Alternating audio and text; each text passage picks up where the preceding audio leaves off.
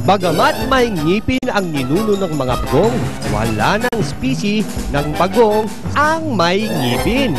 Sa halip ng ngipin, meron silang matatalas na tuka na siya nilang ginagamit sa pangkagat. Maaari namang mabuhay ang isang pagong sa tagal na 30 taon o mahigit pa.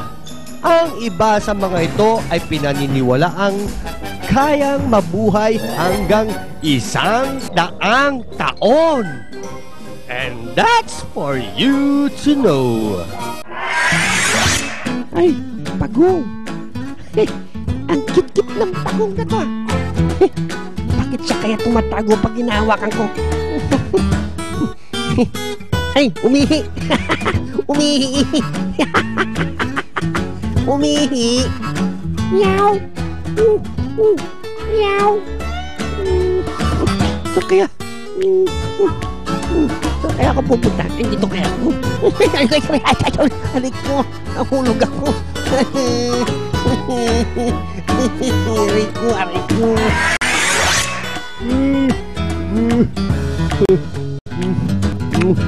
Tigas naman ang kahoy na to. Ako.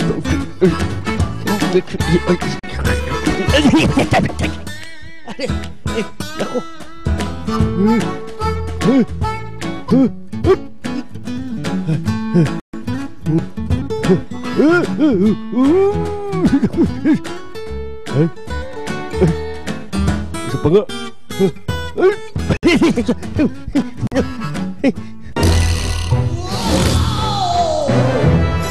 Hindi lahat ng aso ay magaganda at cute. Ang mga asong ito ang mga ugly dogs. Hehehe, nakakata-cute. Hey. It's beautiful.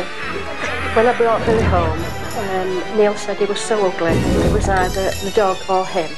But I would have chosen the dog. Mukhang aswang itong asong to kasi may pangil, oh. Samantalang ito mukhang multo, white lady. Nako. And they love their mummy. Thank you. Yak! Nako. Ew. Some dogs are ugly. Pati bata natatakot. Pati sa ungol ng aso. Nakakatakot. Have you got the ugliest dog in Britain? Ay nako, pag ugly. Sila ang mga contestants ng ugliest dog in Britain. Ay, pakinggan natin ang mga horado kung anong score nila.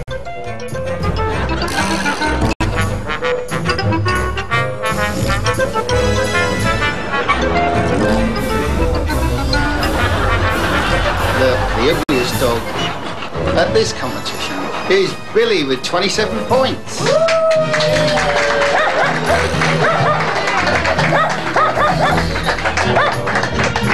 Good boy, Billy. Ladies and gentlemen, I've got the ugliest dog in Britain, and I'm proud of him. It is it.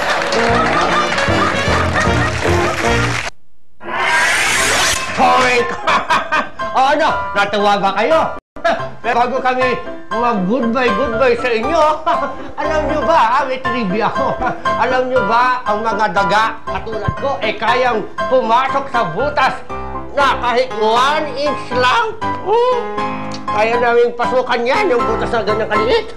At alam nyo ba, na kami lang ang hayop na ang aming ipin sa harapan ay hindi tumitigil humaba. Haba ng haba yan, katulad ko, mahaba na. At kung kayo ay nandidiri sa amin, ha? Pinandidirian nyo kami. Aba, sa ibang bansa, hindi kami pinapandirian. Sa isang maliit na village sa Desnyok, sa North Rajasthan, India. Doon sa India, meron pa nga kaming templo doon. Alam niyo pag ginagawa kaming Diyos doon at marami kaming deboto. Alam mo kami rin mga daga iniidolo. Isa itong pagpapafugay sa Hindu goddess na si Sri Kaniji. Correct me if I'm wrong. Anyway, bye-bye. I love you all.